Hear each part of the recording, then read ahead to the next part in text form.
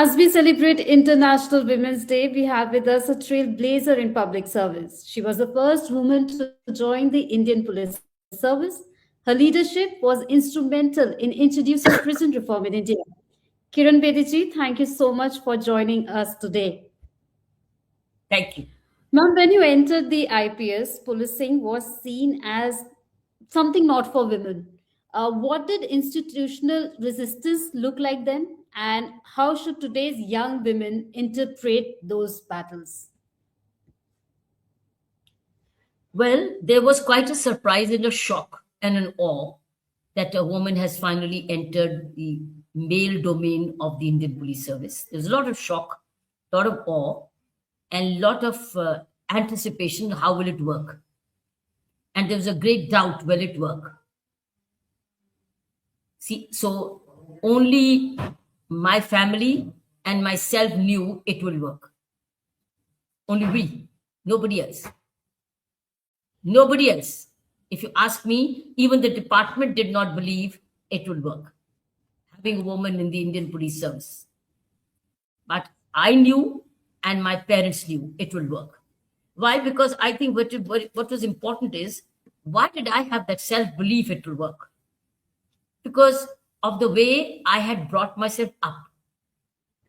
Yes. Sports girl, national and a nation tennis champion, an NCC cadet, an academic all-rounder, and strong Yes. in academics. So all-rounder, there's a mental and a physical tenacity and a determination. So I knew it would work. But I must tell you, it welcomed it. It Yes. welcomed it. It welcomed the change. Seniors or juniors selectively. Seniors selectively, but juniors by and large, they welcomed the change. So you were saying that the family support is something that you got at the right time, and that's something that pushed you. Yeah, it is a family support. nahi hai. It is the upbringing. It's a grooming. See, girls are product of a family upbringing. Always remember, girls are a product of the family upbringing. So are the boys. We are all Yes. a product of the upbringing of our families. And families have to get the credit or the discredit. Hmm. So I'm a But do product you, of totally my family upbringing. And then, of course, self management. but ma'am, do you believe that India still limits girls through subtle structural barriers, even if not openly? It does. It does. It is a legacy also, mindset also, and growth mindset also. The Indian society has both. It is holding its girls back also. It's allowing them a little and then also controlling and then letting go them go. It's in all three levels. Poor Indian girls are caught in the history also, legacy also, and also in a conflict where they can make progress. And third is they who've gone out of the orbit of negativity and got only into growth mindset. You have all the three levels. So are parents divided. They're not sure. They're not sure. And the real problem comes in when they want to now have the girls married, is where Hmm. will they find the right companion for somebody Absolutely. who's already progressed in life and wants to work and earn a living, and then will she be allowed, will she get the right companion who will then support her in what she wants, or in a conflict, in that case how will we get her married? I think the marriage is the real challenge for that middle class. Yes. But ma'am, did you ever feel that women officers are, forced somewhere to overperform just to be considered equal in policing? No, I think the expectation is to perform equally, not overperform, equal to the profession in mind. Whatever the challenge you have, the expectation of the department is to deliver. Because now that you're here to serve the people and you have Mm-hmm. given a task, you have to perform. And if it demands longer hours, then you have to give. If it requires stamina, you have to give. It Yes. requires courage and risk taking, you have to give. And that's why they're Right. trained equally. They're trained equally to perform equally. But you can't have trained equally but perform unequally. You can't have Absolutely. you can't do that. That's being unfair to the men. And it's also unfair to the department, because if you have got a position, then you have to take the responsibility along with the men. But if you don't do shared responsibility, who will fill in the gap? Who will Yes. fill in the vacuum? The men who are already overstrained.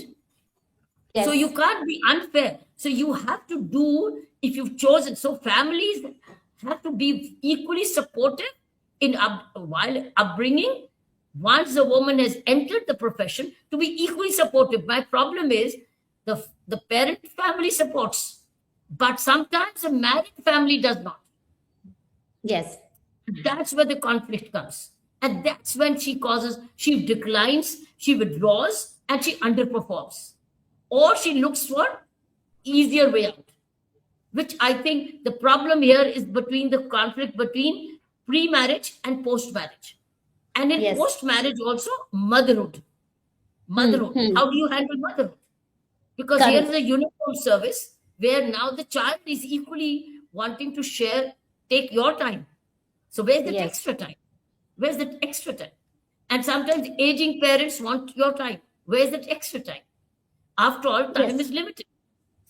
Correct, ma'am. So, But even in your case, when you were denied a transfer request, despite your daughter's health concern, and there were many such situations. It's not just about you, but when many women face this kind of challenges. But how did you balance being a mother and a public servant? because there was a consistency in family support. There was no conflict in family support. On the contrary, it strengthened each other. Yes. It strengthened each other. So there was a strengthening. It was collaborative support. You can't have a conflicting support. If you have a conflicting support, then the woman is in problem. She's in a dilemma. What do I do? Who do I go to? How do I Correct. manage? Because then she's on her own. So that is when she needs, if she's grown up this way for this purpose, then marriage should become supportive and not an obstruction, not a hindrance, but a strength, not a weakness. And Okay, that's ma'am. where But it's not assured. That doesn't happen many times. I've come across people who, when women have gone in, then after some time, they go back to the officers and looking for easier options. And correct. sometimes the police department does not give you easier options. It is very demanding. Yes. And without family support, particularly in the married life, it either becomes a strength or your weakness. Weakness. Ma'am, but did being a woman administrator change the way you were politically challenged compared to male counterpart? Or otherwise, also, do you think women generally treated differently when they challenge power structures? Yes, women have a natural. Uh, mm, I think there's a natural um perception. How does a Yes, male politician view a male colleague, male junior or his junior, and how does hmm. he perceive a female colleague and junior? Because there are two ways. How do they deal with it? I think it's quite an art. But there's a difference. The way they communicate with the man and the way they Hmm. communicate with the woman. With the woman. There is a difference in communication. And the needs are also sometimes different. Skill set is different. Yes, Character traits are different. Preferences are different. Backgrounds are different. And that's where it is the skill of the superior, male or female now. A superior can be man or a woman. Is how do they judge a person, not as a man or as a woman, but now as a person. A person who has to be made to realize the potential fully for the sake of the department. So how do you place that person, man or woman? Remember, man too can be in need of help. yes. A man too can be in need of help. So now a question is the test for the senior, whether it's a politician or a public official, is how do they make sure that the person before it realizes their potential fully for which they were recruited. And for men, they take it for granted that they will find the help, They'll survive somehow and they'll suffer. But women, they can't take for granted. Why? Yes. Why? Because there are dependents on her, particularly when she becomes a mother, over which she has no control. Correct. There are dependents and their children and their dependent families. And the social support network does not provide. Social support network does not provide. Social systems don't provide. In the corporate world, they have provision for playway schools and aftercare Yes. homes. But here, none. The police department has hardly any. That network is missing. Ma'am, do you think that actually institutions should be redesigned to improve or remove gender bias? Do you think institutions should be redesigning is redesigned to important. remove gender bias? Redesigning is important. See, earlier, remember, there were police stations with no female toilets. Yes. Now the new buildings are having female barrack or male barrack. Earlier, there was only one barrack. And there was no stay place for a woman up to rest. There was no rest room for a woman. It's changed. Now you have female toilets, a female rest. But that's an exception at the moment. It's not part of the architecture because these buildings are old. They were built much earlier.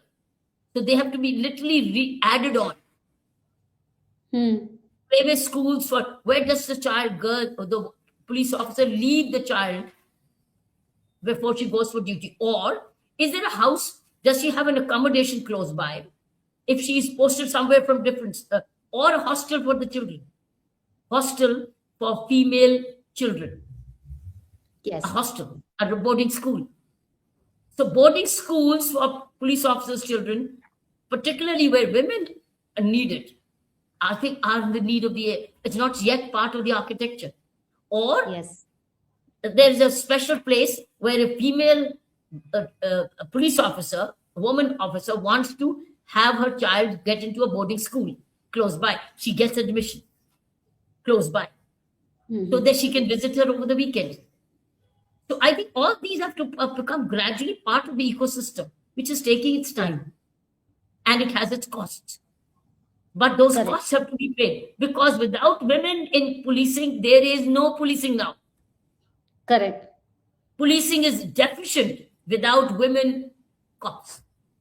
Correct, ma'am. If I ask you about representation of women in public service and politics has actually improved.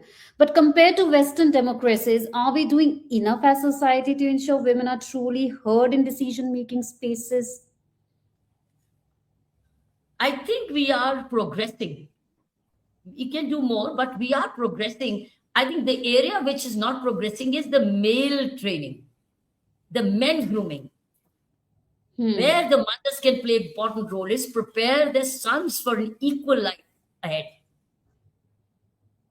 I think it's a grooming of the boys, which is if you're grooming the girls to take up such like professions, are we grooming our boys?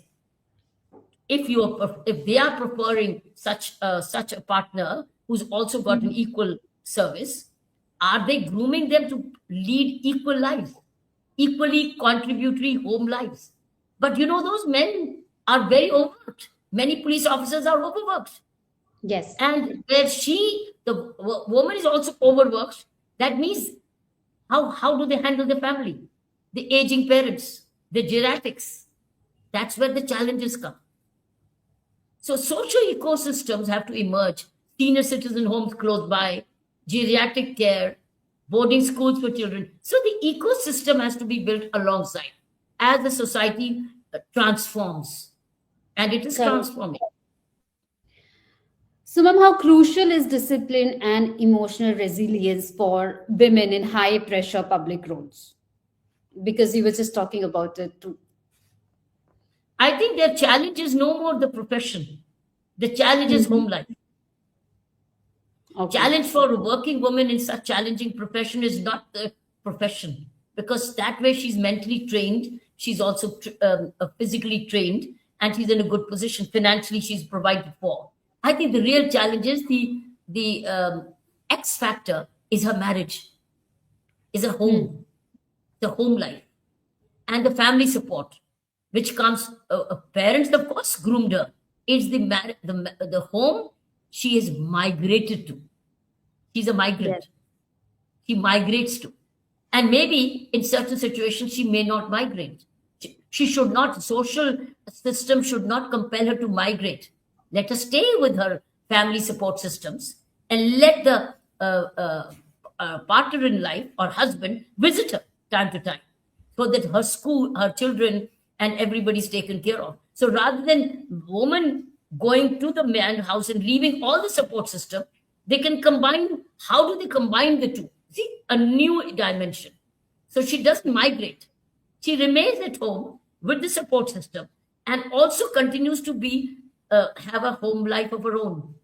How does she do this? Is the real challenge. Yeah.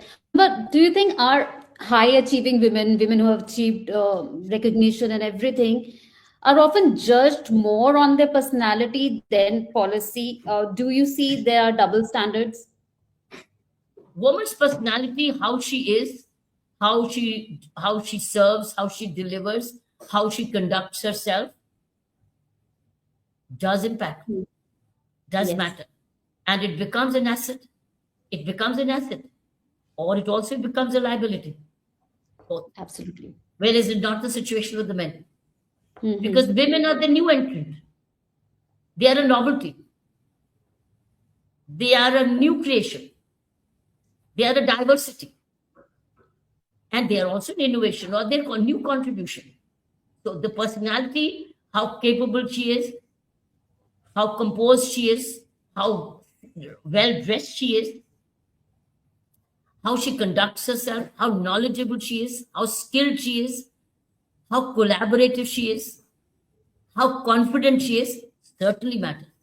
Whereas all these things are not tested as much as the men.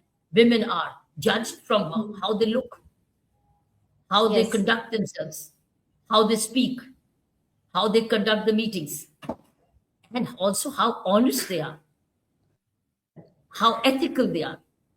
Ethical leadership is much more expected from the women than the men.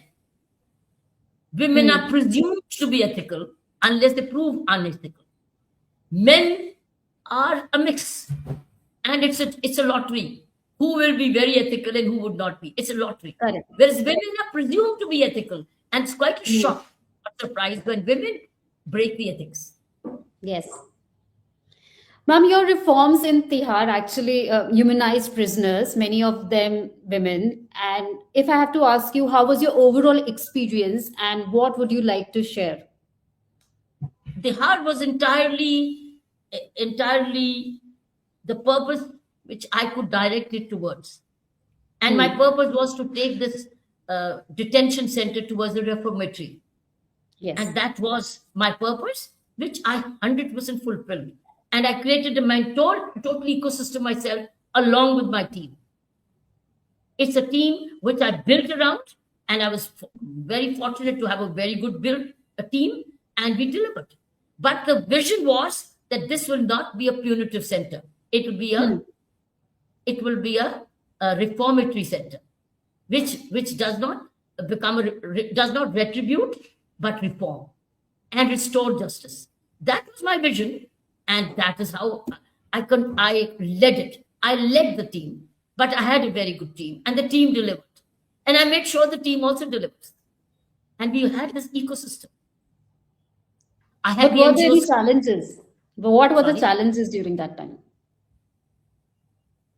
Challenges were indifference, sometimes hostility, sometimes questioning it, sometimes Yes. being envious, but you have to come along with it. That's where my challenge was. How do I deal with it?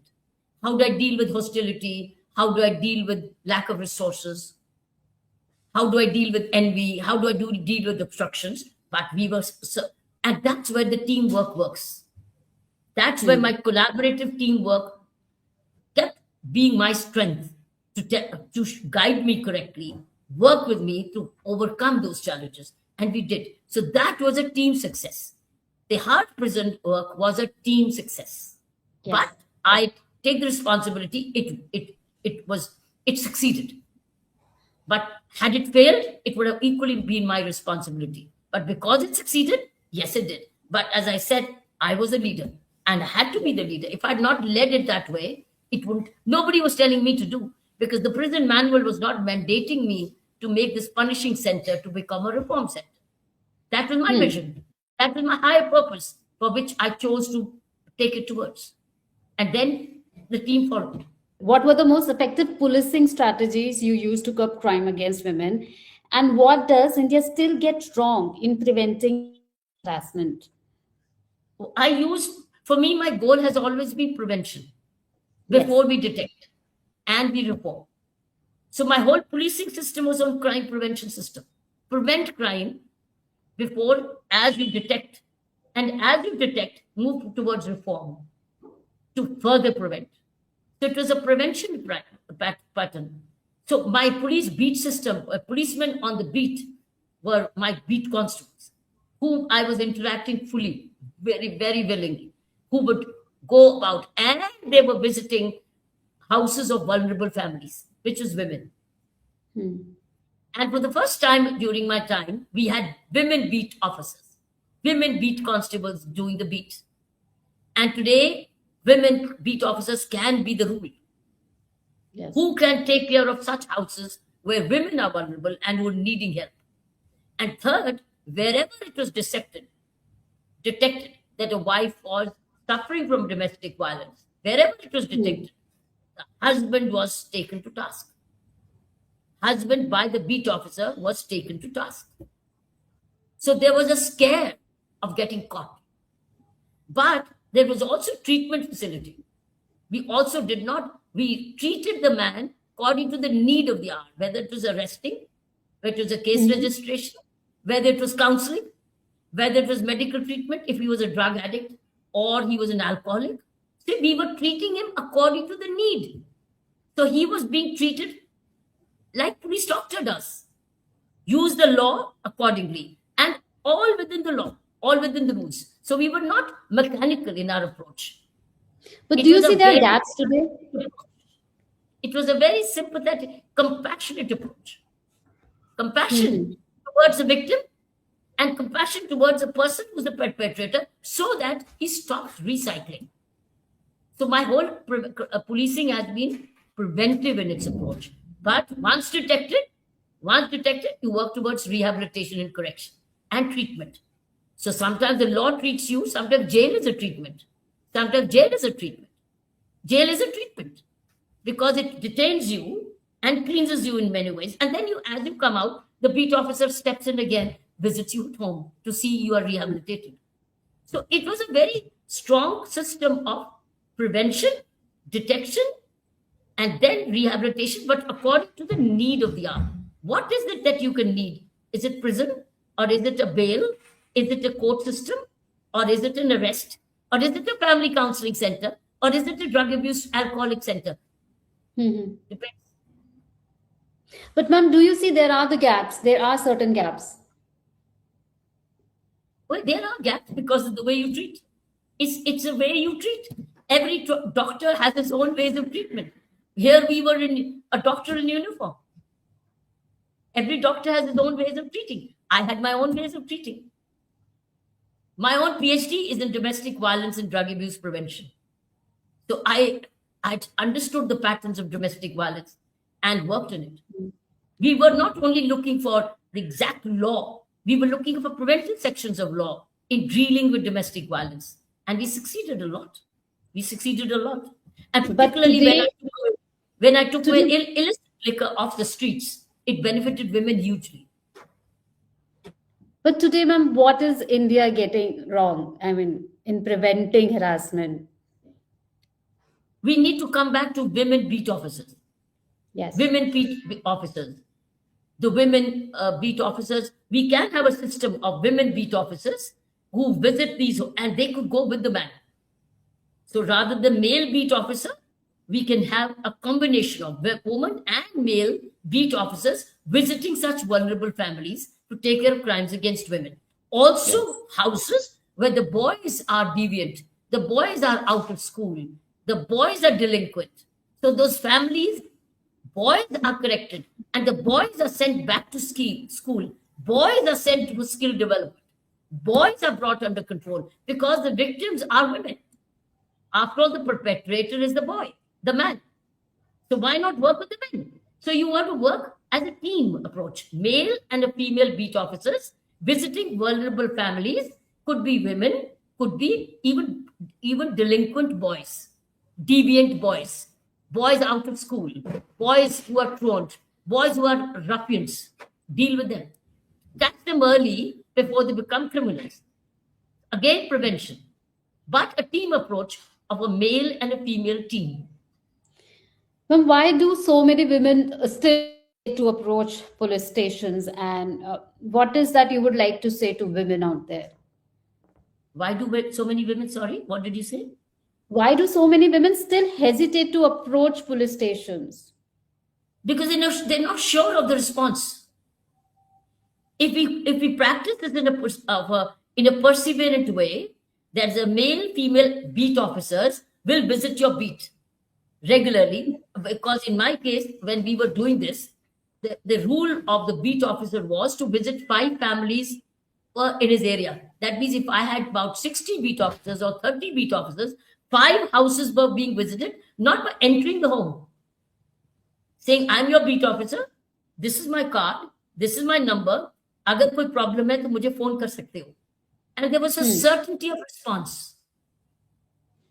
So moment women start getting to know the certainty of response, they will respond. But today you don't have to only visit. You can call 112 and ask for help. And there's a crimes against women cell, which will respond. So you have crimes against women cell, and you also have somebody calling on you, and you can also, and then the calling on will happen according to 112 report.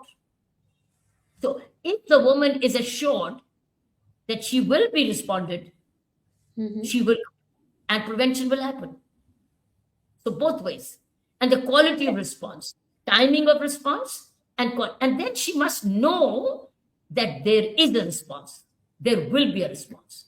Many women don't know that this is treatable, this is preventable. Yes. They keep Need a suffering building because trust. they are ignorant. So if you, and then let it publicize, the police can publicize that if any woman is suffering, call up 112. We have a male and a female joint visit. Joint visit. Yes. So the police control room van visit you. Correct. That one piece of advice that you would like to give to young women entering public service today, what it would be? Prepare yourself to serve. Prepare to serve because the public service is demanding. And get into it because you truly love serving the people. Get into it for not position. It's not it's not economy. It's public service.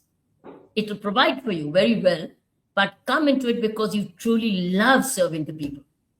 Love being of help. You have compassion in your heart, and you are neutral for men and women, and you are there for the victim, and also for reform, and for correction, and for prevention, and that you're also for integrity, honest and number 2, constitute to be visible, walk the streets, meet the people, listen to them, hold town hall meetings with them, have neighborhood watch groups, neighborhood meetings with them, go to the panchayats, go to RWAs. Public service is to connect with the people at all levels. Yes. Ma'am, what is your message for International Women's Day to women out there? Be equal participants in the growth of this country. Don't waste your time. Time is very, very precious. Choose your value, choose your purpose. Work from home or work from workplace, but choose while you bring up your families the way you want, the way you can. But don't suffer bad marriages. Don't suffer. Don't suffer violence. You have solutions. And remain economically strong and independent. Because economic empowerment is very, very vital. Don't give that up. And pay for the services which your family may be needing, whether it's geriatric care or elder care or children or boarding schools. And do self-care as well. So don't give up on yourself. Be strong and healthy mentally, physically, emotionally, and be of value to society completely. Your own homes, your own neighborhoods, and the workplaces. But be of value. Don't devalue yourself. Value yourself, up value, and constantly upskill. You are of very without women, India will not become fully economically strong. No. So on both fronts, we need home front and work front and the social front. Thank you so much for that powerful message, and thank you that you gave us the time. And I wish you happy Women's Day. Thank you. Happy Women's Thank Day you, to ma'am. you all. Thank you.